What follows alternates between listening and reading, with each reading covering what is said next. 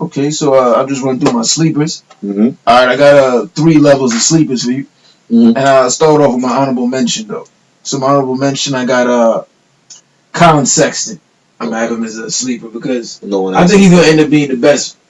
Like, I don't want to say the best player in the draft because that's very subjective. Like, you can even look at any draft and you can kind of say, oh, maybe he had a better career. He had a better career. He won more championships. He did. Oh, he had more All-Star games or whatever. But I think he's going to be a hands-down superstar out of this draft. And I don't think people are seeing it.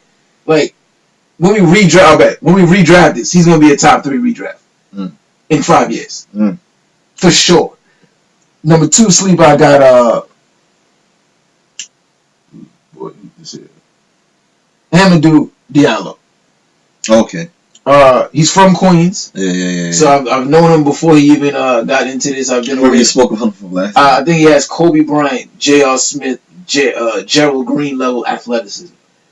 He's a lot more compared to Gerald Green as far as like he's very raw, but he's a supreme athlete. He kind of reminds me of that kid from Phoenix Suns picked him up. That kid that's be flying and dunking on everybody. Oh, I think I know you mean. I can't remember. Josh Jackson? No, not Josh Jackson. He was there for about 2-3 years. I'll get his name. I think you mean Gerald Green too, though. No. It's a kid. I think he's there now. Okay. I'll get his name. I'll get his name in a few minutes. So with Hamidou Diallo, I think with Kentucky, he wasn't able to find his niche.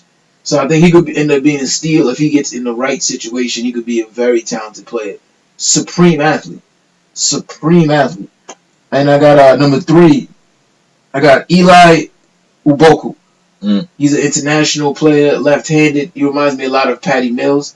But once I look into his measurables, he could be a lot better than people think. He's 6'3" with a 6'8" wingspan. Can shoot from anywhere. Plays a lot like Patty Mills. Like, that's his game.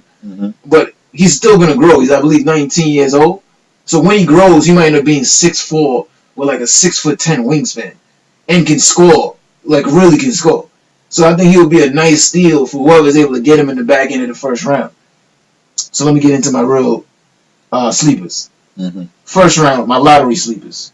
Number 1, I got Mohamed Bamba out of Texas. I think he's a sleeper because I don't think people realize how great this kid can be. Like, first off, the idea that he has the longest recorded wingspan ever, and he's 19 years old, meaning he's still growing. That in itself is special. And he can shoot threes. Like, he can literally shoot. Like Derrick Jones. Okay. Yeah, he was in the dunk contest. Yeah, Derrick Jones. Okay. Yeah, that's something you kind of have that athleticism. I see what you mean. Yeah. So we got Mo Bamba. Ridiculous potential. Number 2, I got Kevin Knox.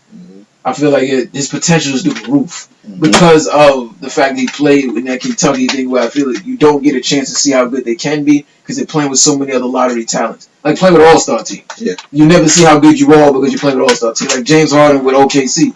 You couldn't see how good he was because he's playing with Westbrook. He's playing with Durant. No, you get an all-star team and then you get Al Horford in there and you don't realize how good he is because he's... Exactly that. Beyond it. And keeping up with the Kentucky kids. Number 3, I got Shai Gilgeous-Alexander. I think he's been definitely underappreciated because of his situation. I think he can be a little bit better than what we project or what has been predicted. So now second, I got all-around first-round sleepers. So my first one I got is Mitchell Robinson. He had skipped out going to Western Kentucky. Basically coming straight out of high school. Definitely the Lakers said that they'll take him if he falls to them at 25. That would be a steal that the Lakers gave him at 25. They say he has an elite shot blocker. Something like Marcus Camby, Hassan Whiteside, but because he didn't go to college, nobody has any tape on him for like the last year. He's been the forgotten man. I feel like he's somewhere around the 15 to 18 range of like how good he is in the draft, but he might end up falling to the back end of the first round of the Lakers, who had promised that if he's there at 25, they're going to take him.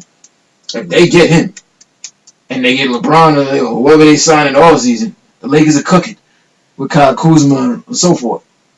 Number 2, I got Bruce Brown Jr.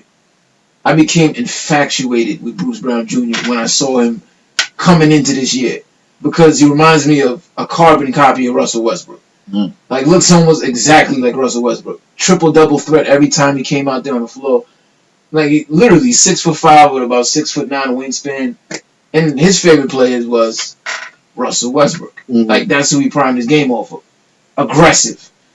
Game just like Russell Westbrook. Like, But he got hurt this past year. Played with Lonnie Walker in the backcourt. So Lonnie Walker, who might be a top 10 pick, kind of took away some of the shine. So I think he got kind of cat and they got hurt. So people didn't really get a chance to really know what he's about.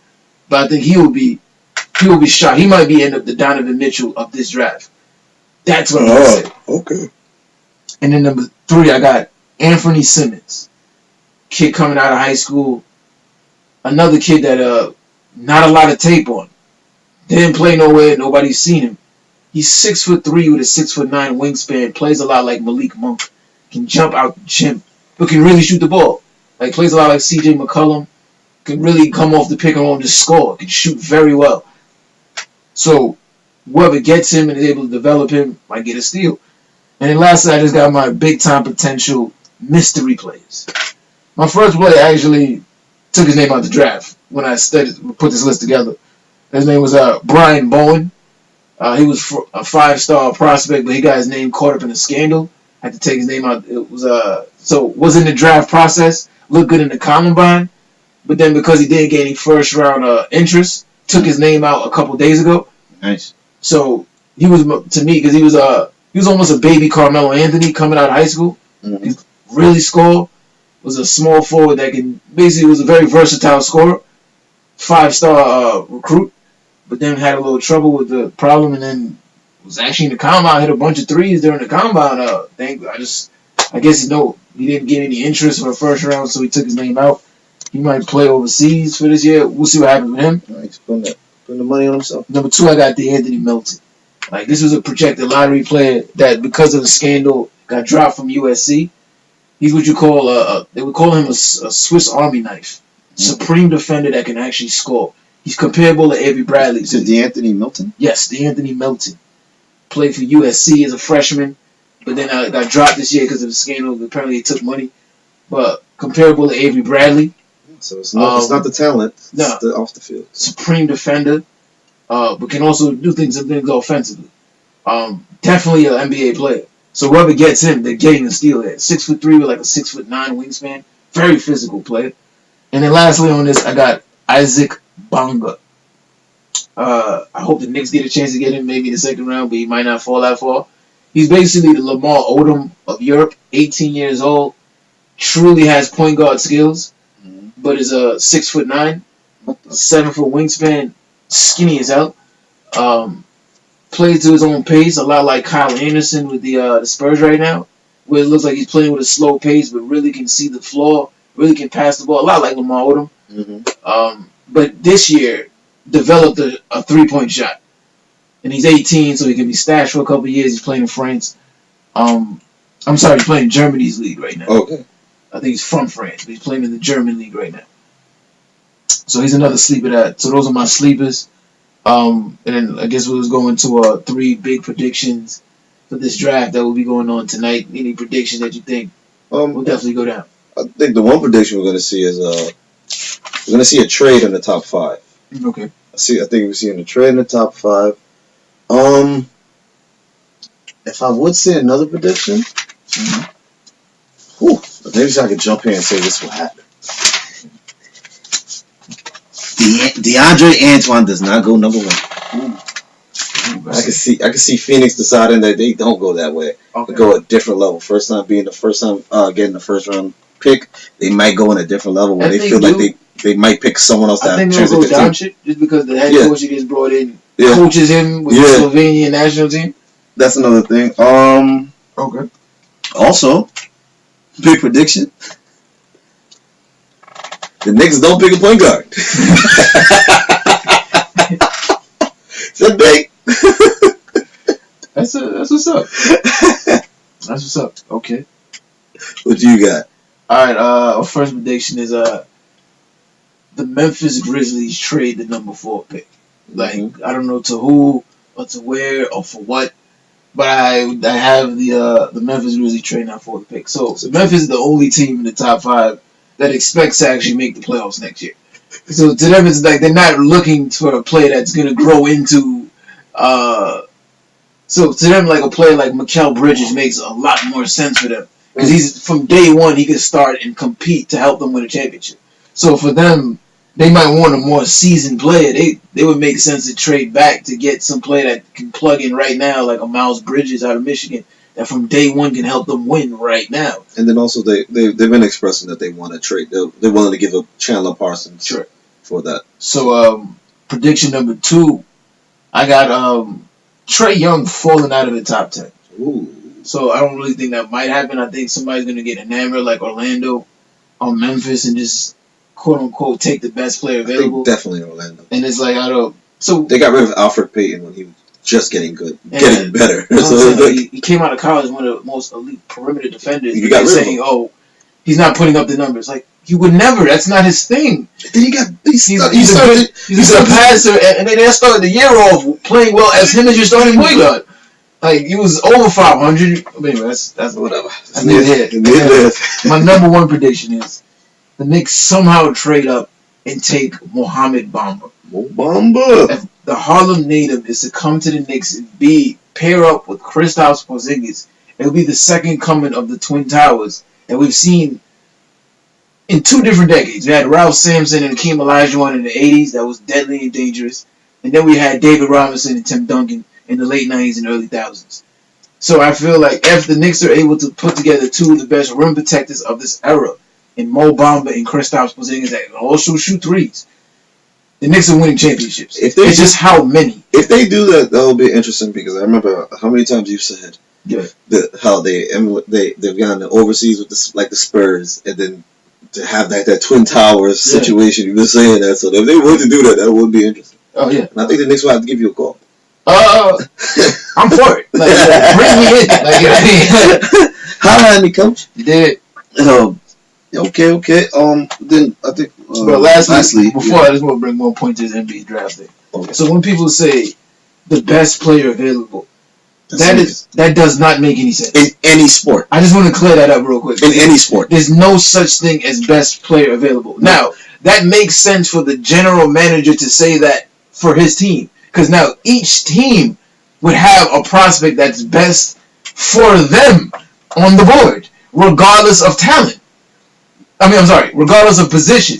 So, for instance, let's say with the Knicks, on their big board, they have tiers of talent. And on tier 1 is Colin Sexton, and they come to 9, and Colin Sexton's available. So that idea of best player available, for the GM of the Knicks, he can say, well, yeah, Colin Sexton was the best player that we had on our board at the 9th pick. Yes, he can say that. But now, the media and anybody outside of that general manager can't say the best player available is player A or the best player available is player B, because again, the player is only as good as the situation he goes to. Mm-hmm. There's no such thing as talent is the best. Like James Harden is not as good as he is if he's playing with LeBron James. It just is what it is. Klay Thompson is not as good as he is if he's playing on a team where he's the 6th man. It just is what it is. Like that wouldn't. The talent is still what their talent is, but they're only as good as a player as the situation and the fit that they're in. It's like so the whole best player available. That doesn't make sense. So it's like if OKC was up and Colin Sexton was there and they drafted Colin Sexton, that probably doesn't make the best sense for the fact that if you have a Westbrook. Yeah, like what fit would it be? Like where would he play? Like he's only going to be backing up Westbrook. And if he's backing up Westbrook, does that maximize his potential? And that's not best fit. The best player available. But it's the best player available for the OKC Thunder. Does it maximize their ability to win? No, it doesn't. Because Westbrook is going to be playing 40 minutes. So for the other 4 positions on the court, does Colin Sexton make you better at those other 4 positions? No, makes you better as a 2 guard? Nah, B. So he's not the best player available for the OKC Thunder. And he's not the best player available. Period. Philly hasn't known for doing that. So. They're local for it. Then we're going to get Noel. And then Embiid. Then we're going to get Embiid. Yeah. And I get, Sam Hinkie was trying to stack talent. I hear that. Then y'all fired him before he got a chance to make a team out of it. Then Colangelo gets brought in because his father was put in charge of bringing in the next general manager. And then he has burner accounts and gets fired. And it's like, that team, and I heard this morning that they're contemplating trading Markelle Fultz to the Hawks for the 3rd pick. And it's like, what? What was the point? Like, I get because y'all just got rid of the GM that wanted Fultz, and Fultz had an injury-riddled first season. But he showed great flashes. With the trade Markelle Fultz for the third pick in the draft, they say to possibly draft Trae Young. All right, now it just makes no sense then. I'm like, yo, I'm not. I hope the article is just like, smoke and mirrors. Like, man, maybe that's a joke. That got to be a joke. I'm not gonna believe it. But that.